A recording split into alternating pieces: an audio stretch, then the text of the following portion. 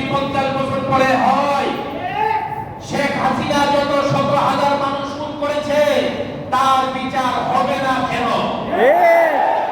কেন তার বিচার হবে না? হবে।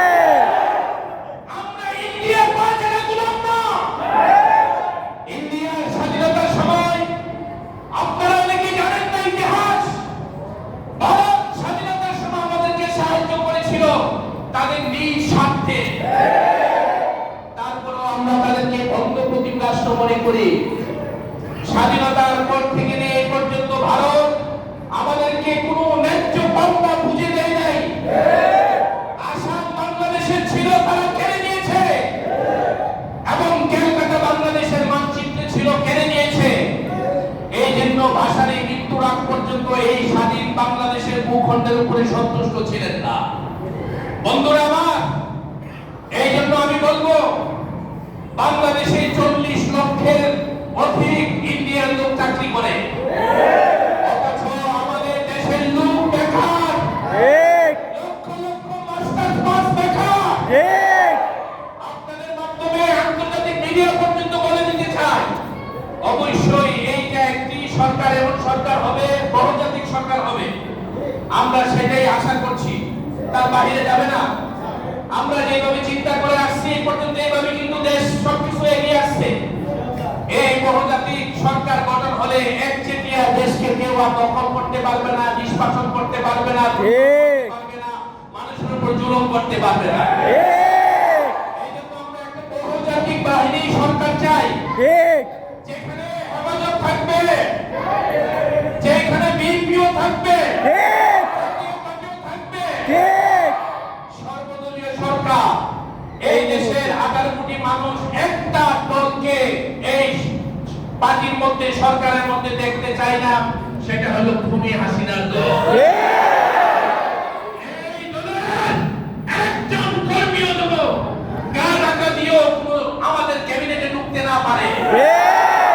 আমরা তাদেরকে দেখেছি, আমাদের দেখা শেষ, বোঝা শেষ।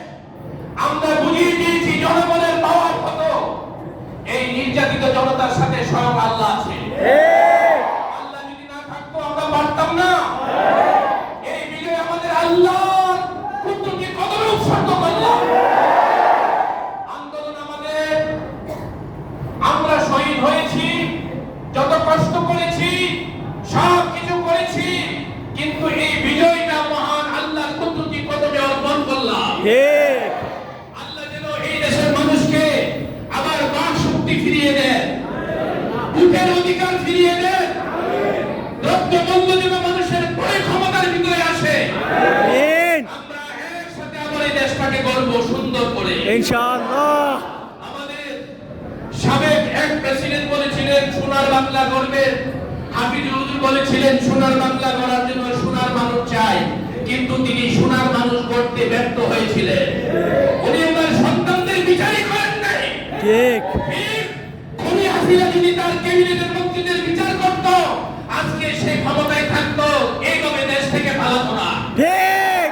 আমি এইমাত্র লাইভ থেকে এসেছি, ক্যালকাটাতে শেখ হাসিনার হেলিকপ্টার ল্যান্ড করতে দেওয়া হয় নাই, এবং বেলারুশও জানিয়ে দিয়েছে তাকে সেখানে জায়গা দেবে না। আমার বিশ্বাস পৃথিবীর কোন দেশ তাকে জায়গা দিবে না। তাকে বাংলায় ফিরে আসতে হবে এবং বাংলাদেশের মানুষের বিচারে মুখোমুখি হতে হবে। মায়ের বুক খালি করেছে, তার কোনো হিসাব নেই। গত রাত্রে কি হয়েছে আমরা জানি না, সব কিছুই বের হয়ে আসবে। ঠিক। এই জন্য আমি বলবো আমাদের মধ্যে কোনো ভেদাভেদ নাই, আমরা সবাই বাংলাদেশী। আমাদের মুসলমানদের জাতির পিতা হযরত ইব্রাহিম আলাইহিস সালাম, মুসলমানদের জাতির পিতা কে? হযরত ইব্রাহিম আলাইহিস সালাম। আমাদের সবচেয়ে বড় পরিচয় আমরা মুসলমান। মুসলমান। তারপরে বাঙালি। কথা বলেন ঠিক কি না? বাঙালি একজন হিন্দু হতে পারে, বুদ্ধ হতে পারে, খ্রিস্টান হতে পারে, মুসলিম হতে পারে, কিন্তু তার চেয়ে সবচেয়ে বড় পরিচয় বাঙালির উপরে আমরা মুসলমান ইমানদার। আমাদের জাতির পিতা ইব্রাহিম আলাইহিস সালাম। এই জন্য বন্ধুরা, এখন যেটা করতে হবে সেটা হলো আশেপাশে, এখন দেশ স্বাধীন হয়েছে, এখন দেশ স্বাধীন হয়েছে, এই স্বাধীন দেশের সকল সম্পদ রক্ষা করা আমাদের দায়িত্ব। ঠিক। কোরআন সাহেবের বাড়ি এবং এশিয়ান ব্যাংক আজকে মাটির সাথে মিশে যেত। আমি এবং ডাক্তার জাহিদ এবং ব্যাংকের 2 জন কর্মচারী বুক পেতে দিয়ে এই উত্তপ্ত জনতাকে আমরা থামিয়েছি। আমরা দেখিয়েছি আমরা ভাঙচুরের দল না। আমরা এই দেশে আমরা তথাকথিত খুনি হাসিনার পক্ষ থেকে তকমা দেওয়া রাজা খান না। ঠিক। এই সত্যিকারের এই দেশের খাঁটি প্রেমিক। আমরা এই মুক্তিযুদ্ধের চেতনাকে লালন করি। আর যারা মুক্তিযুদ্ধের সাইনবোর্ড লাগিয়ে দেশকে শোষণ করেছে, দেশের হাজার কোটি টাকা পাচার করেছে, দেশকে দেউলিয়া করেছে, আপনারা হয়তো অনেকে জানেন না তারা ইতিমধ্যে দেশ ছেড়েছে। তারা ইতিমধ্যে বন্ধুপ্রতিম রাষ্ট্র ভারতে জমা হয়েছে।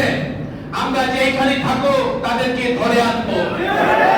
আন্তর্জাতিক আইনের মাধ্যমে যেখানে থাকো, মাটির নিচে থাকলেও তাদেরকে এনে শাস্তি দেবে। এই জন্য বন্ধুরা আমার, আপনারা নামাজ পড়তে এসেছেন, আমি দীর্ঘায়িত করছি না। আমরা মুসল্লি, আমরা মুসলমান, আমরা মুমিন, আমরা পাশাপাশি এই দেশের সচেতন নাগরিক, দেশপ্রেমিক নাগরিক। শুধু নামাজের মধ্যে আমাদের সীমাবদ্ধ থাকলে হবে না। এই দেশকে গড়ার জন্য আমাদেরকে যা যা করার করতে হবে। দুঃখজনক হলো সত্য, কয়েকজন বিশেষ আলেমকে আমি রাস্তায় আসতে দেখি নাই। আমি নাম বলতে চাই না, তাদেরকে আমি দেখি নাই। আমরা তাদেরও মুখ উন্মোচন করবো। তারা কে? তারা আসলে কি আওয়ামী লীগের বাজারে গোলাম ছিল কিনা? সেইটা উন্মোচন করবো ইনশাআল্লাহ। বন্ধুরা আমার, আওয়ামী লীগ যেমনি বর্বরতা চালিয়েছে, খুন চালিয়েছে, আমরা তাদেরকে অনুসরণ করবো না। কারণ আমরা মুমিন, মুত্তাকি, দেশপ্রেমিক, আমরা মুক্তিযোদ্ধা, আমরা দেশের মুক্তিযুদ্ধের স্বাধীনতাকে সত্যিকার অর্থে লালন করি।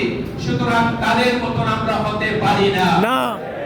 আমরা দোয়া করি এই দেশে একটা বহুজাতিক সরকার গঠন হোক এবং দেশটা শান্ত হোক।